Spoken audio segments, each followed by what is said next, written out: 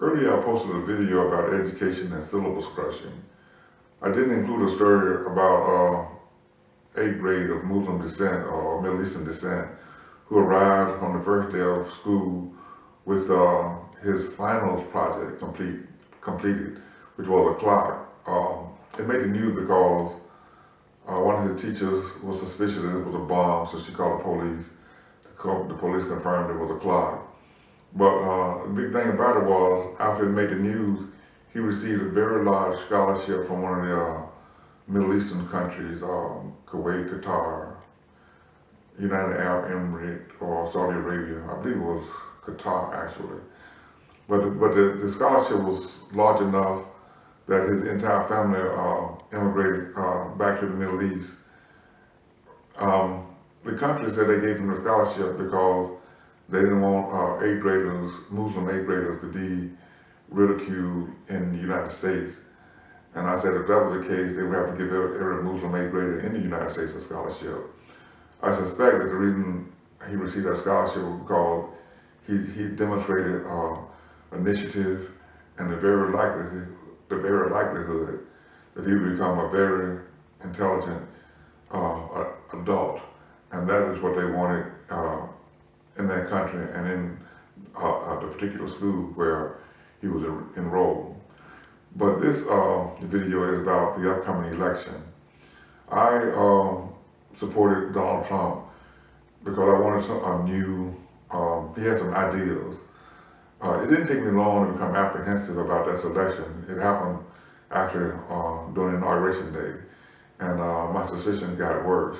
To make a long story short, all the brains that was participating in Donald Trump's campaign was fired and replaced shortly after he became elected. My biggest suspicions, or one of my first big suspicions, was on after the inauguration. President Trump said he had the largest inauguration crowd in history, and after it showed aerial photos of other inaugurations that proved he had one of the smallest ones, he still kept saying that he had one of the largest ones in history. And that suspicion about his grasp or his ability to accept reality got worse actually when there was Hurricane Dorian, I believe, where he said that the weather forecasters predicted the hurricane would be going in one direction, and and when he saw a picture of the forecast, he simply drew with a marker that the hurricane was forecast to go somewhere, place where it wasn't forecast to go, and he demonstrated, frankly, an inability to accept reality, actually. And later on, I'll get into how that affects the problem we're having with the coronavirus. Okay, the same unwillingness to accept reality when the proof is presented to the president and the general public continue with the coronavirus.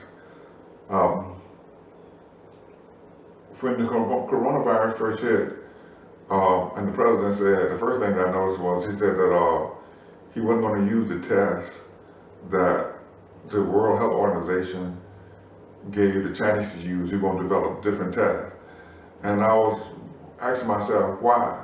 Because China got the virus first, and they controlled it.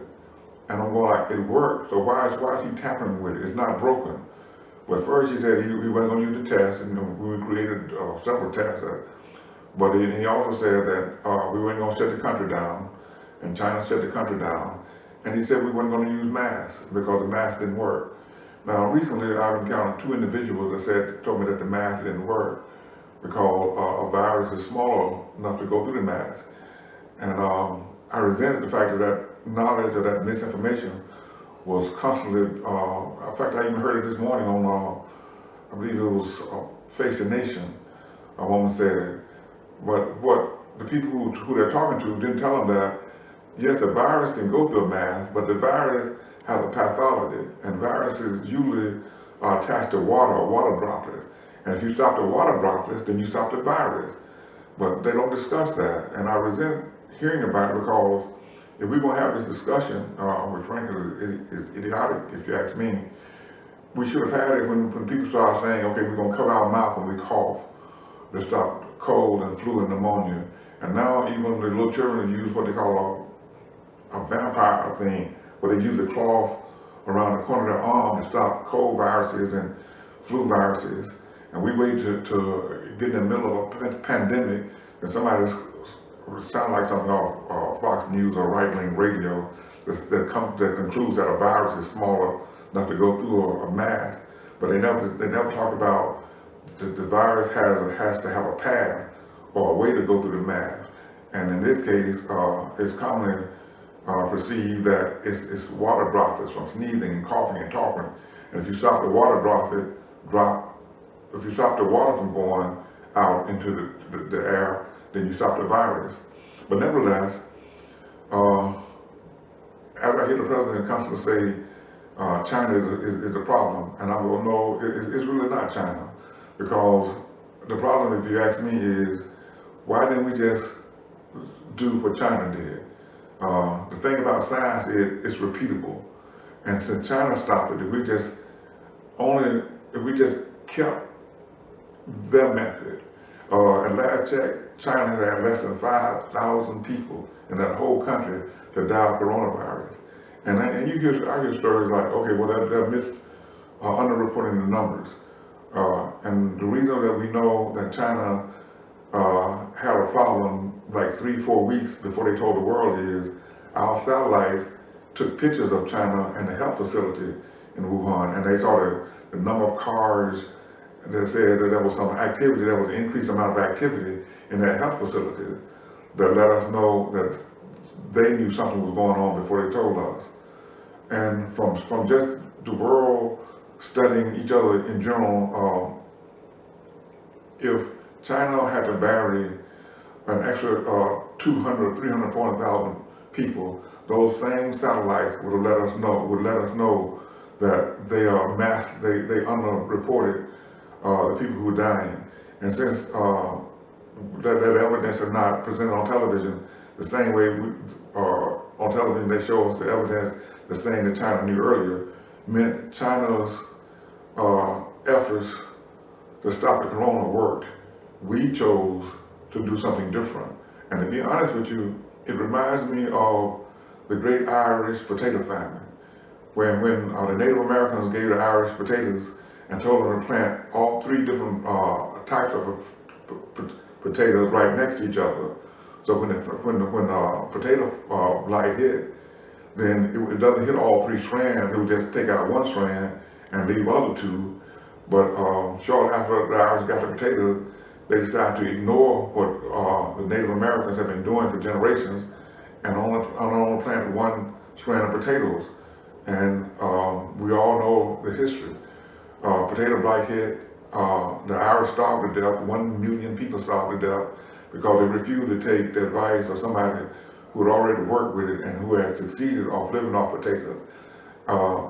That is what happened. Okay, in my opinion, that's what we're going through as a nation right now. We saw some people who, frankly, wasn't white, addressed the issue successfully, and decided that we can do better. And we're at 250,000 dead now. And that's another example of the president simply not accepting reality. Even when the mask, Dr. Fauci said we shouldn't mask. Dr. Fauci and everybody else said let's use masks. The president went out and got another doctor, Dr. Scott Atlas, who was saying, well, don't use masks. And I'm going like, it's like there's a reality that everybody else can see, but for some reason, our president of the United States refused to see it, insists on believing that he's never wrong about anything. And frankly, the result of his thinking is showing up in our death toll daily.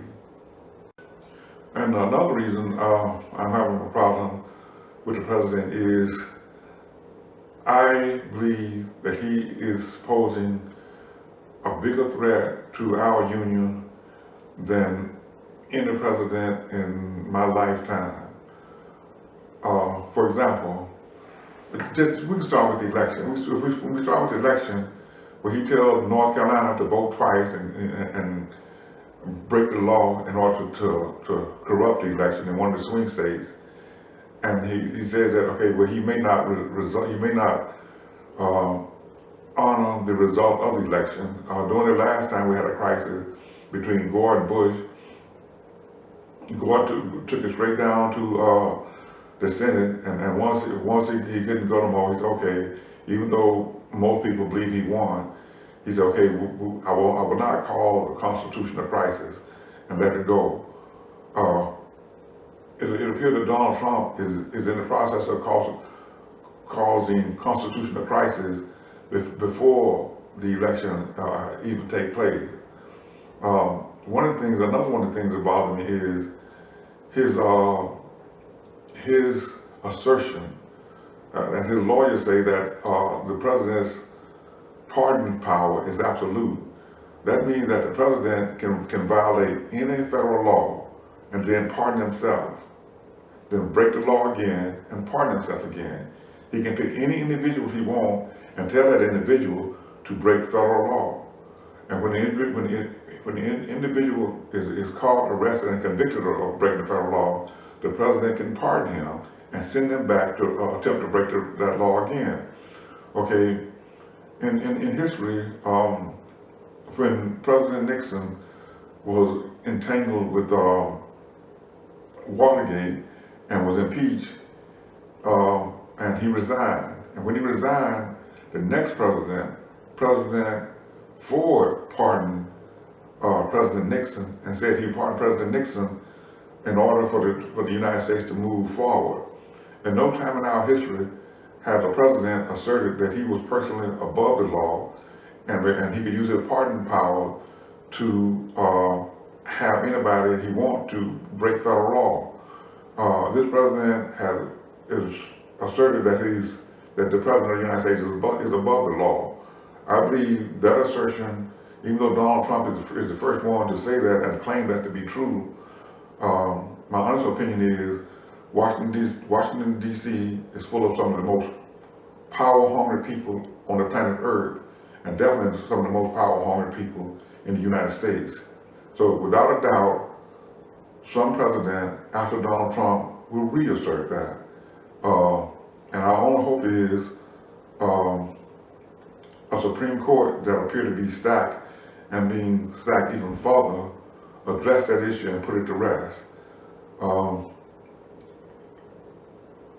In my opinion, okay, and a third thing that I think Donald Trump did to put our nation and our union at risk. There was something called Cambridge Analytica, and that's where a group of Steve Bannon and a group of people got together and hired a group from England to go into Facebook, and they were sending out some of the most ridiculous claims imaginable. And what they looked for was that they knew that anybody who read or kept up with what was going on would know it was a lie and would not believe it. But when Cambridge Analytica put this on Facebook, they identified the people in swing states and swing districts who not only didn't know it was a lie, they liked it. And when they liked it, Cambridge Analytica identified not only those people, they identified that person's friends, and those friends who were also in swing districts. And they fed them a bunch of falsehoods in order to motivate them to go out and vote. And they did it in the swing states.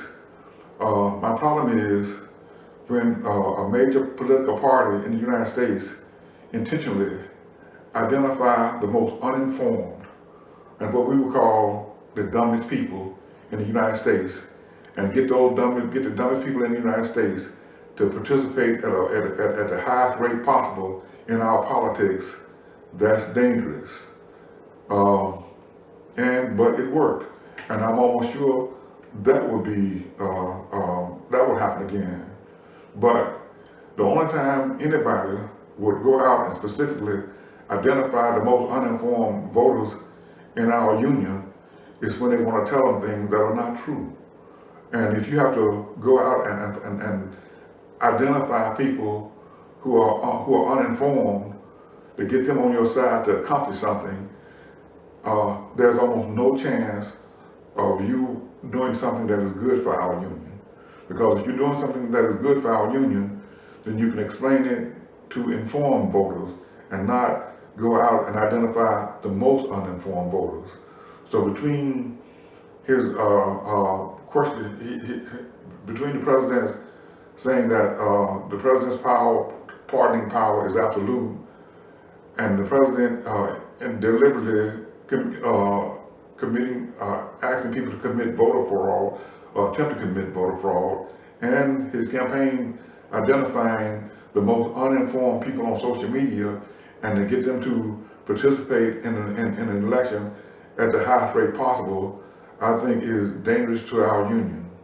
Well, another reason I believe the President of the United States should not be reelected is I'm fascinated by his lack of effort to, the lack of time he's putting into the job that he's been elected to.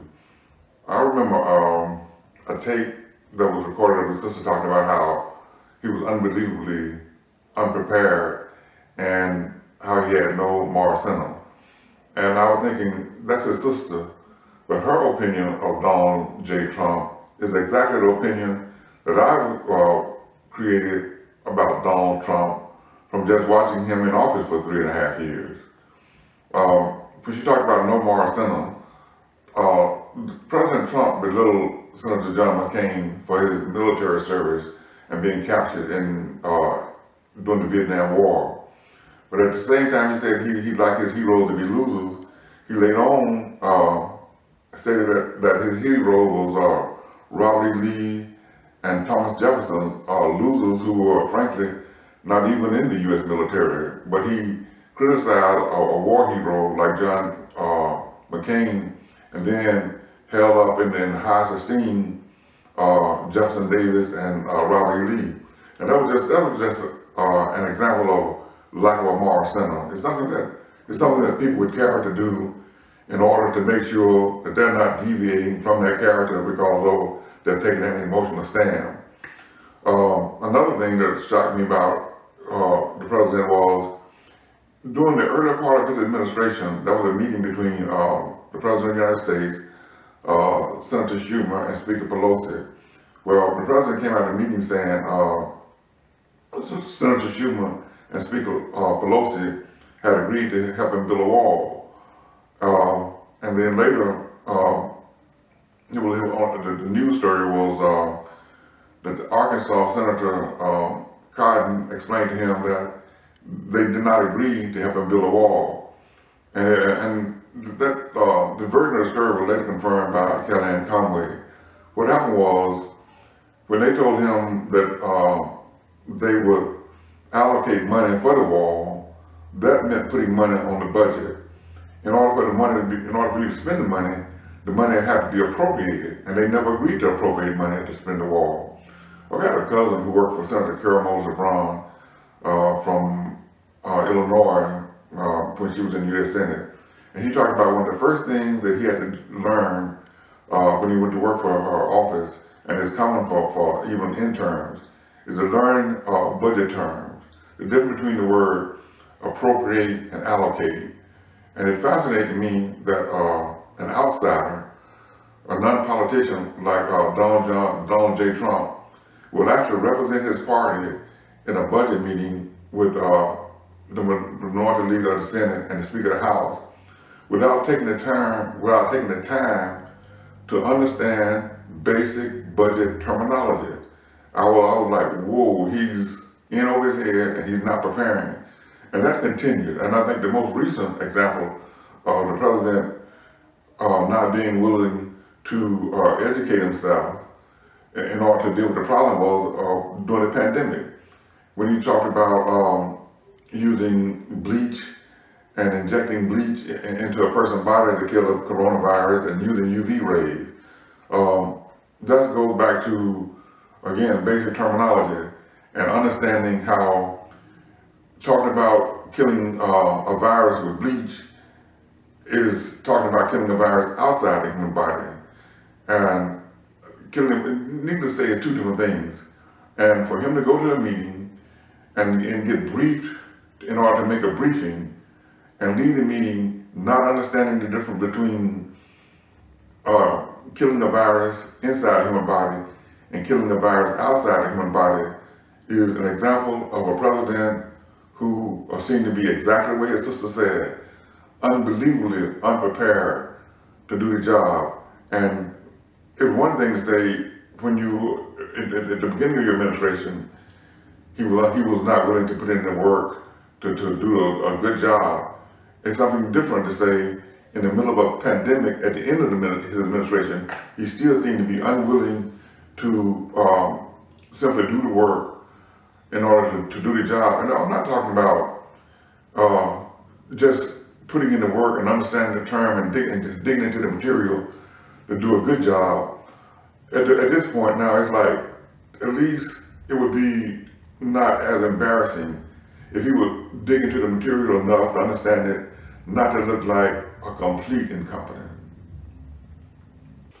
But I'll move on from that. I'll move on from reasons I believe that the president should not be reelected, and move to why I support Joe Biden and Kamala Harris in this election. And the first thing, to be honest with you, is former Vice President Biden is by far one of the most intelligent political speakers I've heard in decades. America is not even close.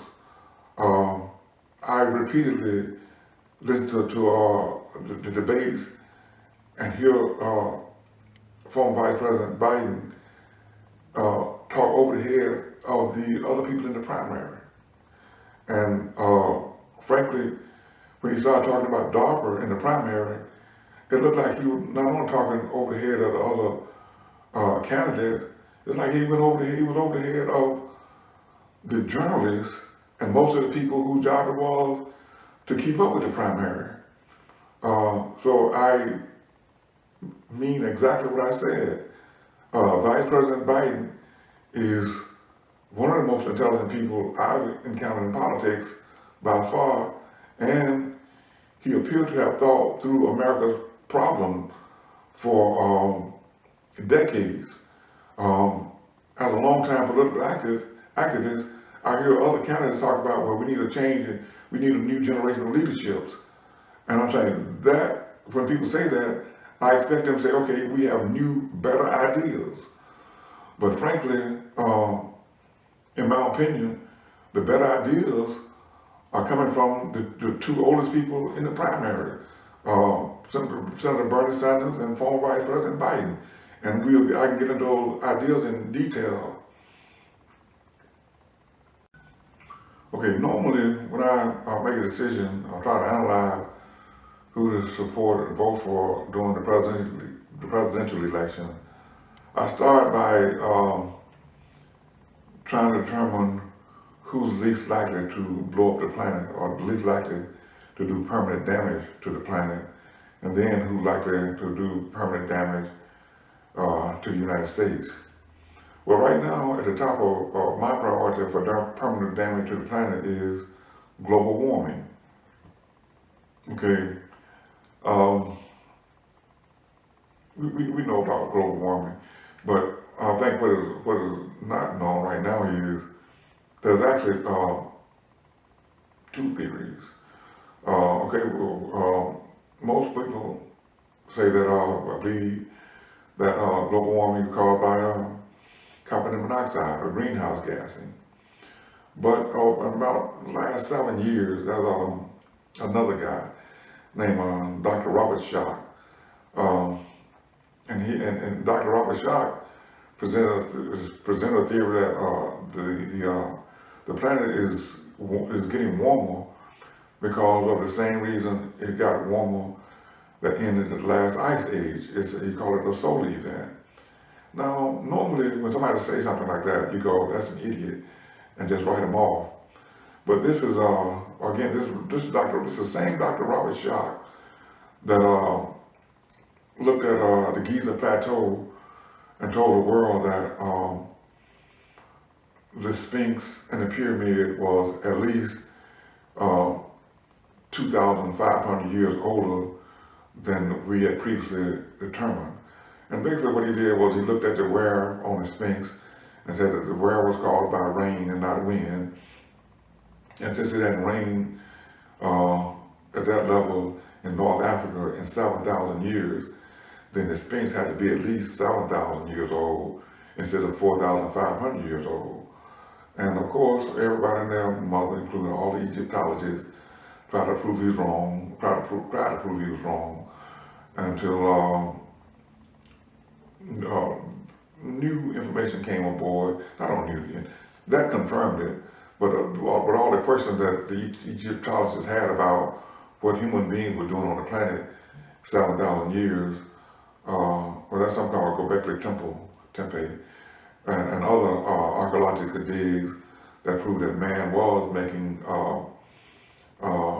megaliths on the planet back when he said that the Giza Plateau was built. So when Dr. Schoch present proposals, the world listened to him. And not only that, some people who are very good researchers, and I respect them considerably, they also said they researched it, and if Dr. Schoch is right and it's caused by something's going on with the sun, like the same reason it caused it in the Ice Age, then evidence should be found in our solar system, other places in our solar system. And some of the better researchers concluded that they were scared to say he was right, but they believed he was right, and the evidence supported him. And some was just scared to say he was wrong.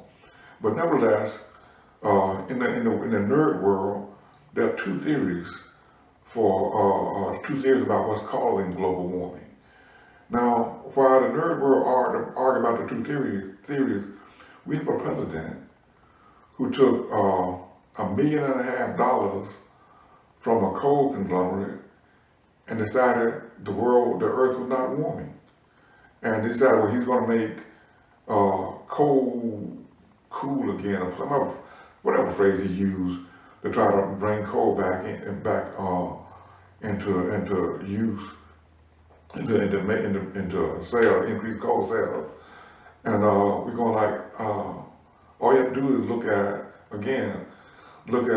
time-lapse pictures of the North and South Pole over the last 40 years, and it's obvious that the Earth is definitely getting warmer. And when we look at the Earth getting warmer, then we have a president who said it's not, because he refused to accept the reality.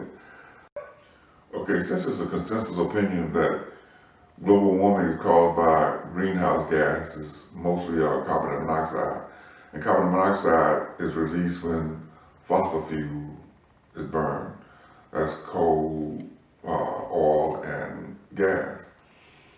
And they're burned mostly for the purpose of producing energy to run automobiles, trains, planes, tractor-trailer trucks, and produce electricity. Now, electricity is created by spinning a magnet inside of a coil of wire. The wire is usually copper, but when you spin a magnet inside a wire, the electron on the outside of the atom shoots out of one end of the wire and becomes electricity.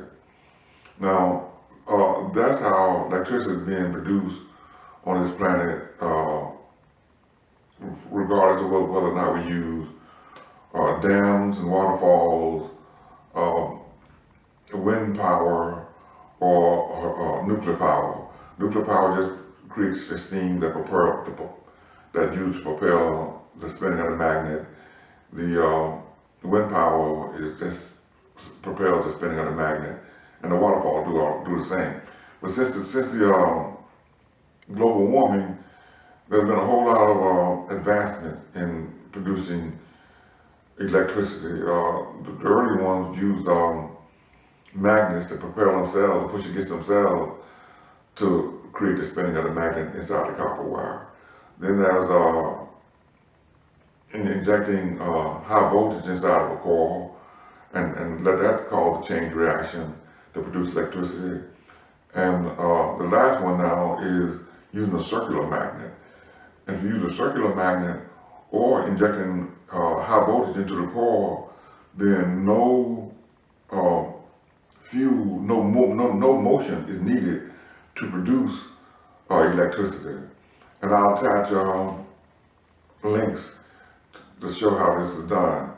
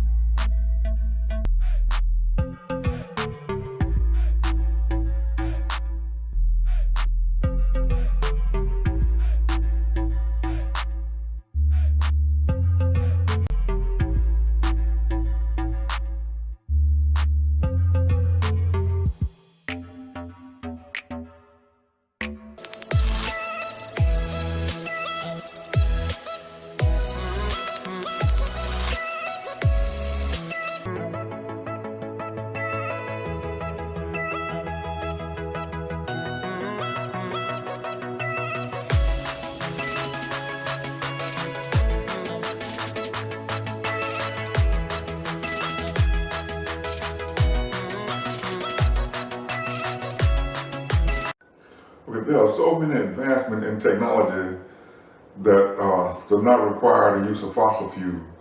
So fossil fuel is on its way out.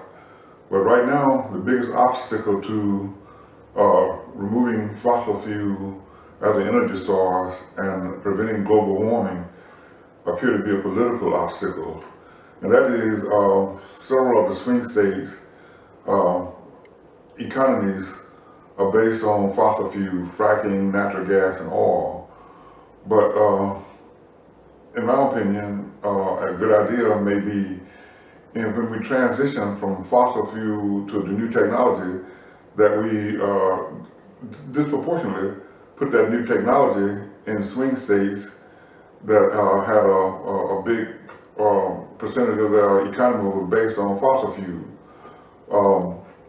And another thing that we may want to do politically is something that Ronald Reagan did. When Ronald Reagan wanted to build a big defense, had a big defense built up, Tip O'Neill, the Speaker of the House, was opposed to the idea. So President Reagan and his group, the Republicans, decided to put a big defense contracting plant in Tip O'Neill's district, and which made it political suicide for Tip O'Neill to oppose bringing thousands of high-paying jobs to his own district. And to me, that sounds like a good idea now, because I think we would have to try to save the planet, regardless of what the people in a few swing states think, and they would prefer that we continue to heat up the planet, as opposed to them losing their job or them transitioning to better jobs. Okay, the second major use of fossil fuel is in transportation, planes, trains, and automobiles. Okay, there's a gentleman, T. Boone Pickens, who made a fortune, billions, off oil. And after global warming became an issue, he attempted to lead the country and the world away from fossil fuel and into a new technology, or transition them into a new technology. According to his research, he said the only thing in transportation that couldn't be switched to electric motors were tractor-trailer trucks, and our electric motor technology had not advanced to the point where it could pull something as heavy as a tractor-trailer truck. But now we're lucky. In the last 7, 8 years, whistleblowers from Area 51 are now talking about technology that's used in Area 51. And one that comes to mind to address that issue is called torsion field mechanics. Torsion field mechanics has, okay, back up. Okay, Albert Einstein, according to the guys, the whistleblowers, Albert Einstein is correct. Nothing can move through space faster than the speed of light. But the starships that they use torsion field mechanics to take the space that was in front of the ship and move that space itself behind the ships. A simple way to think of a torsion field is a smoke ring, a smoke circle. If you see a person smoking a cigar and blow a circle, then you can think of that as a smoke circle or smoke ring torsion field. But the torsion field mechanics, what it does is it uses it makes subatomic particles, a particle smaller than an atom, like electrons or photons, behave like a smoke ring, and that dynamics move space. And there's also torsion field mechanics, as described, has another property. When it doesn't move space, because it's not spinning, it has anti-gravitic properties, or it can reverse gravity. Okay, so while I was researching the whistleblower to see if what he was talking was sound instead of BS, I ran across 2 clips of people actually using torsion field mechanics as he described it on YouTube. Here they are.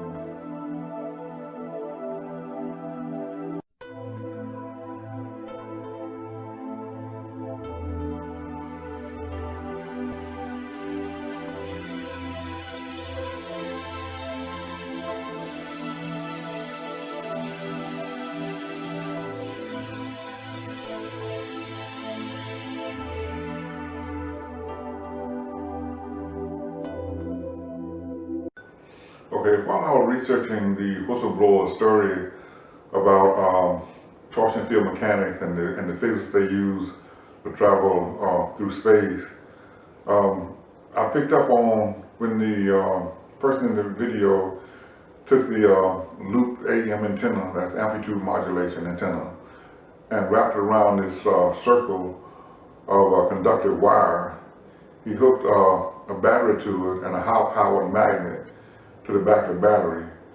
Okay, and that high-powered magnet forced electricity out the side of the wire, and that's a recently written about phenomenon that may have been recently discovered, where they noticed electron was going sideways in conductive wire, and they thought it was a chain reaction was in the nitrogen and oxygen atmosphere, and then they tested it in a vacuum and realized it was part of the carbon electrons coming out sideways. But when you wrapped it around the conductive wire in a circle, that produced that torsion field mechanics that I talked about earlier, a smoke ring effect in subatomic particles. And it's used to bend space when it makes a circle, and it's also the same technique, the amplitude modulation, quote unquote AM antenna, and the clothes hanger. It's used to produce anti-gravitic effect, and it bends spaces itself as described.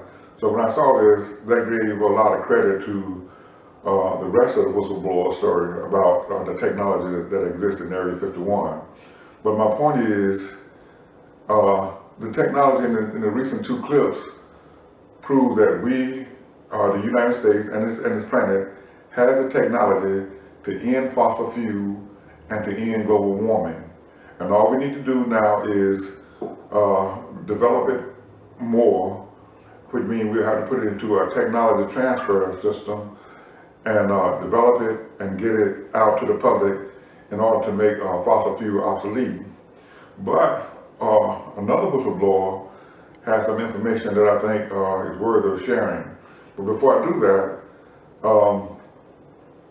one of the reasons, the main reason I decided I would definitely support Vice President Biden was his comment and or commitment to create a DARPA equivalent agency for healthcare. And Dr. Pete Peterson explained how they saw the human body and human health and how it worked at Area 51, and I think that information needs to be transferred. And I'll probably put another clip together about how Dr. Peterson's work should be transferred out to the public, and he spent like maybe 40 years of his life trying to do it. But there's a very important clip from David Adair about anti-gravitic effects on the human body.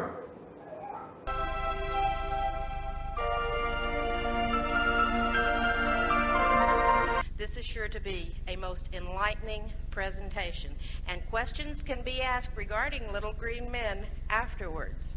Now please join me with a great big Granada Forum welcome to Mr. David Adair. Let me give you a background on what I do. I work at the TTC, that's a technology transfer consultant, and you might wonder, what is technology transfer? Well, it's, in my particular case, it's where I take an existing space technology, something that we had built out in orbit to be used out there for a need or a service or something that we had to get done. I come along and I look at that and I go, wow, I wonder how I can redesign that and apply it into commercial applications. So the company I have is called Intersect. I'm based in Atlanta, Georgia. Now you know where I got that y'all's accent. But anyway, in my company, what I do is I do a transfer. So the best way to describe that, maybe I should give you an example. See, right here you have John Young.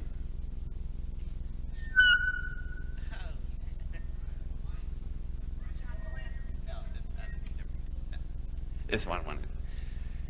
This thing right here that we have stuck on John's neck is a sensor, and it'll pick up blood pressure, pulse rate, respiratory functions. We tape them all over the body. The information is then sent from orbit back down to ground by telemetry, and the doctors sitting there can look at the astronauts' blood pressure, pulse rate, respiratory functions, and all the vital signs. I was looking at that and I was going, wow, you know what we could do with that? So we micro-miniaturized the process down. And let's say you just had a head-on collision out here or a car wreck, which I think that might be a very common event around here from what I've seen in traffic today. But there's been a really tremendous impact. So the people are injured, they're dying from the crash. The paramedics come sliding up to the rescue. They throw open this little suitcase. They hook the leads onto the person laying in the street. The information is sent from the paramedic units to a local hospital by radio waves. The doctors look at the scope and they're looking at the blood pressure, the pulse rate, the respiratory functions, all the vital signs. The doctor will tell the paramedics what to do to stabilize that person if you get them to a trauma center, and that's where those suitcases came from. That's technology transfer. An update for y'all, you'll be the first to hear this. I had a group approach me from the Mideast, and these guys are all 1%ers. I've never seen such wealth in my life. Have you ever seen a 747 private jet? It's unbelievable. And these guys run around in them like they're Cessnas. Anyway, they are wanting me to become the director of an entirely new space program. The budget I would have would be 75 times the size of NASA. Can you imagine what I could do with that? No, you can't, because you have no idea what I'm thinking. Somebody asked me, well, God, David, aren't you scared about this stuff? What? Enormous amounts of money? And if that's not enough for you to deal with, there's now, which has happened in the last 3 weeks, a second group of 1%ers have showed up, and they're competing with each other. And now, you know, when I leave here on Sunday, I get home, and 4 days after I'm home, their jet, their 747 will come and pick me up, and they're taking me to their host country. I have 7 different projects. It's taken me 45 years to build all 7 of them. They're ready to go to be implemented. Why I built them? Because I just couldn't stop. You know, it's just like an artist. You know how they paint? They don't paint one painting, do they? They fill a whole room big as this, full of paintings. Why do they keep on painting? It's because they're just driven to do so. So I was driven on these projects. They're all completed now, and all they need is just large amounts of money. However, one of the projects that caught their attention most, there was 2 of them, 2 of the 7. Anybody in here ever heard of a thorium reactor? Yes, okay. Well, why don't we have thorium reactors? Well, it's a little story back in the 50s. United States, Soviet Union, pretty much, and then China, they were, you know, wanting to blow each other away with nuclear weapons. So they had to build a lot of nuclear weapons. Well, you need nuclear fuel to detonate a nuclear warhead. So what would give you nuclear fuel? Fission and fusion reactions of nuclear power. That was over here. Over here is thorium reactors, and the good twin of fission and fusion you have not met, called fusion containment. So these 2 were sitting there, but you can't make nuclear warhead fuel with these 2. But you can with these 2. So they shelved these and forgot about them, and they went with fusion and fission reaction, because you can make fuel for nuclear warheads. Isn't that just brilliant? So they went down that road, and over the course of time, 3 things have happened, which should have never happened. The 3 things were 3 Mile Isle in Pennsylvania, in the United States, Chernobyl in Russia, and Fukushima in Japan. None of those would have happened if they went with these reactors over here. That's a fact. No one will argue that. So they've been bit in the butt 3 times by these things. And now they're being pushed and driven to go to an alternate nuclear system. Well, I have pretty much perfected the thorium reactor. All I need is to start manufacturing, get a facility, and go. A billionaire in Texas, just as recent as 6 weeks ago, approached me wanting to build thorium reactors. I said, yeah, you definitely got the money. And I looked at his funds and verified them. Yeah, he could write me a check for $500 million. And I went, okay, that would get us some thorium reactors. And I said, have you ever done this before? He went, no. I went, okay. Have you got friends in Washington? Oh, yeah, I got good friends. Well, we'll see how good they are, because you're going to have the other shoe drop any minute. So he takes off. I don't see him for a couple of days. He calls back, sounds flat as the board. He's all depressed. And I said, let me guess. They're not going to give you any licenses or any clearances. Yeah, that's the other shoe, dude. You're about to upset the fusion and fission apple cart. And but so that was into that. However, he started me thinking down this line more than I was expecting to. So I assembled some key personnel that I have, and we found where the problem is with thorium reactor at this moment. We have a solution for it. So I just called him back and I said, you know, I want to tell you one thing about the thorium reactors. I've got an offer in the Middle East. They'll give me a facility, the money. I need no licenses. I don't need any permits. I just go build. You know, it's kind of like Blazing Saddles. Badges? We don't need no stinking badges, you know? So I just going to go on and build the reactors. Now, since the funding's coming from somebody else, you can come along with me as a junior partner, and you're not going to be running anything, but I'll share with you because you actually really pushed this idea into me, and I didn't want to cut you out completely. Well, he didn't want to participate, so all the thorium reactors are mine now. So wait till you get a load of my space hospital. There's so much stuff in here. There was experiments I ran, and I work in about 14 different disciplines: electronics, metals, computers, pharmaceuticals, bioengineering. I work in all these areas. Something happened in space in one of my projects that told us where we want to go. How many people in here ever heard of a thing called Skylab? Big thing. As big as this entire room it was in 1974 and 75. We put it out there with a giant operating orbital laboratory. Some interesting things happened in that laboratory, y'all. When we got the first crew up there, that crew, none of them are pilots. They're all medical doctors. You know, good doctors, lousy pilots though. They get in there, they're not even there a half hour.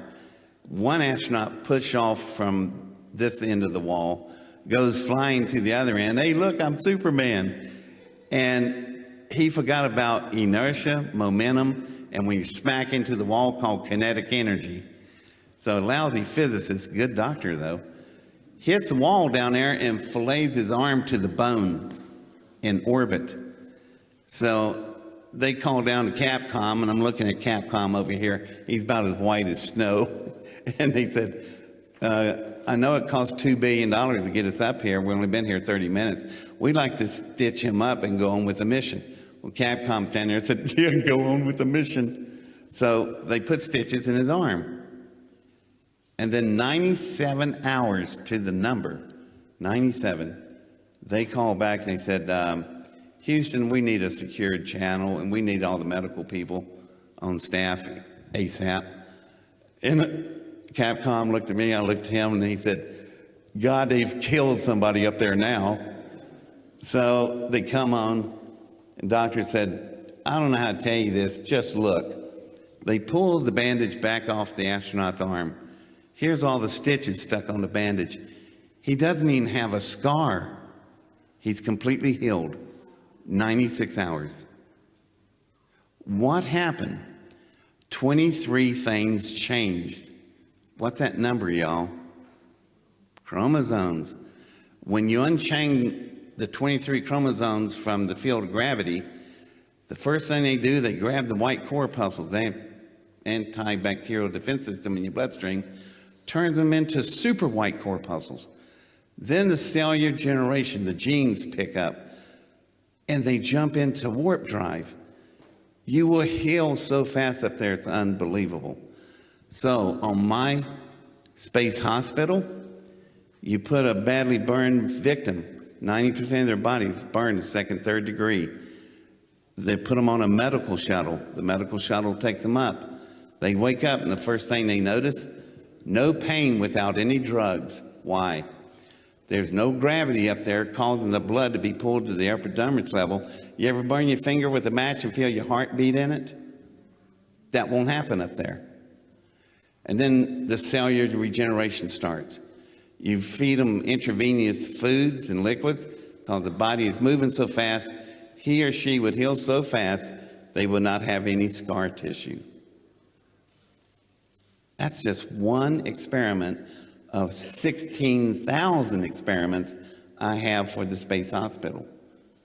You think that's worth something? Is it science fiction? No, this is science fact. I can prove it. So, either we got a UFO descendant on us, or they're trying to tell me to speak up. Okay, that was David Adair talking about his personal technology transfer company, Intersect, where he transferred technology from the space program to the private sector. He also talked about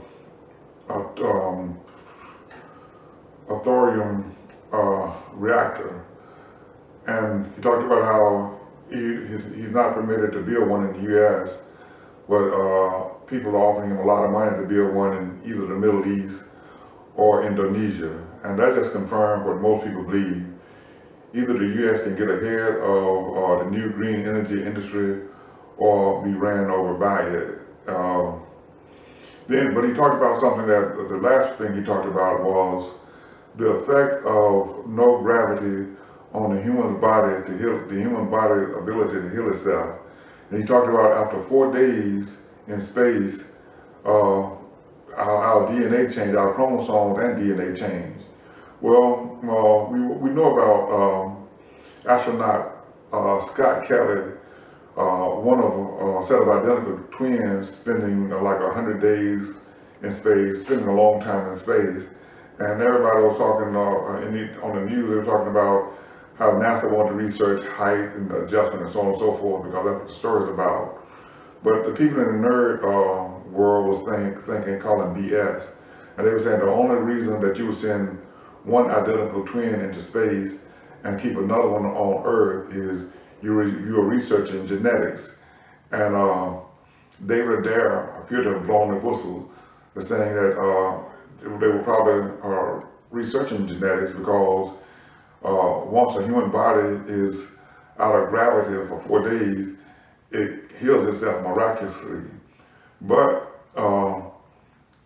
David Adair was talking about building a space hospital to get a human body out of gravity in order to start that healing process. But if we go back and we use the levitation from the torsion field, we can build anti-gravity hospital rooms or apparatuses on Earth. And normally I would think that if former Vice President Biden is elected, president and his DARPA equivalent agency would be the first agency to develop that technology to allow a new, faster healing. But I also realized that major league sports, for example, like the NBA just asked for a new test for coronavirus in the bubble, and there was no contamination in the bubble. But even before then, the NBA did two things of note. There was a gentleman who broke his spine, and they put some ice on it, and it healed fast. And everybody was wondering why they were doing it, and it was like the latest thing about spine injury. And during the war in the Middle East, the U.S. military went to the NFL again to ask them about helmets to stop trauma. And right now, the NFL is having a problem with their multi-billion-dollar industry. It's called traumatic brain injury. And according to David Adair, they pioneered the torsion field mechanics to allow players to be put in anti-gravity boosts on Earth. Then according to his statements, and they would heal themselves miraculously, and that would be not only for traumatic brain injury, but for also other injuries. So it will be interesting to see the sports industry into that development, that medical development. And I also want to say that when I ran across this information, again, researching whistleblowers, I experimented with it, but I simply, it was over my head, and I didn't have the laboratory to research it as well as I wanted to, and I didn't understand things like, a lot of whistleblowers talk about the special effect of aluminum on space, and I remember one whistleblower talked about advanced space traveling beings. When they fire a weapon, the weapon doesn't tear into the spaceship. The weapon ripped the space that the ship is in, that the starship is in, into a billion little pieces, and how the ship that he was in could not fly through that space. But more advanced ships can go through the space that were torn up. But anyway, I wanted to know more about it, so I sent the information to an old friend of mine, an extremely intelligent individual. His name is Dr. Anthony Q. Martin. He's a electrical engineering professor at Clemson University.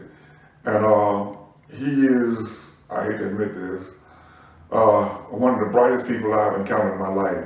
In fact, on an earlier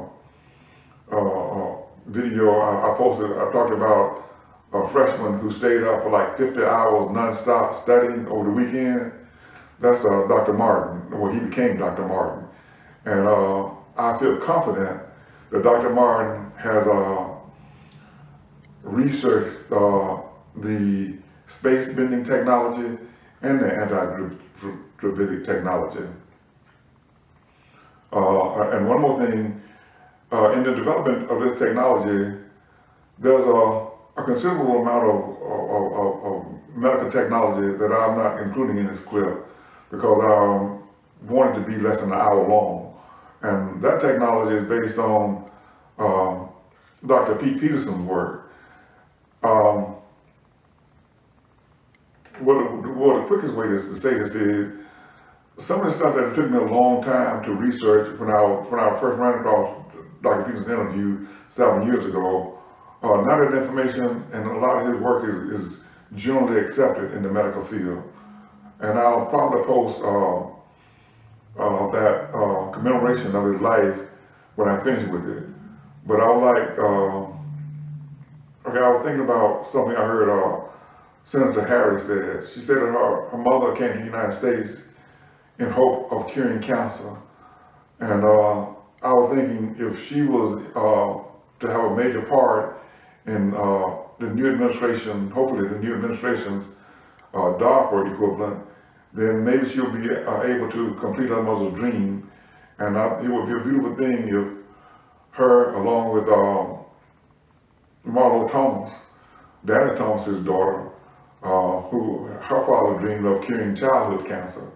if the two of them, the two women would get together and announce the fulfillment of both of them parents' dream.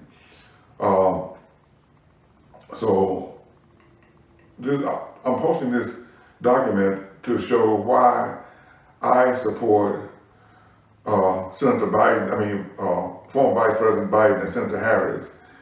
It would be, I think, a big improvement if we elected a president who solved old problems, as opposed to letting our problems pile up on us and blaming them on someone else as he continued to blame others and talk about, I say things like off and on about the mask and hiring advisors who say we shouldn't wear masks, as he continued to, at a minimum, make the problem worse. Again, Joe Biden, Kamala Harris for president.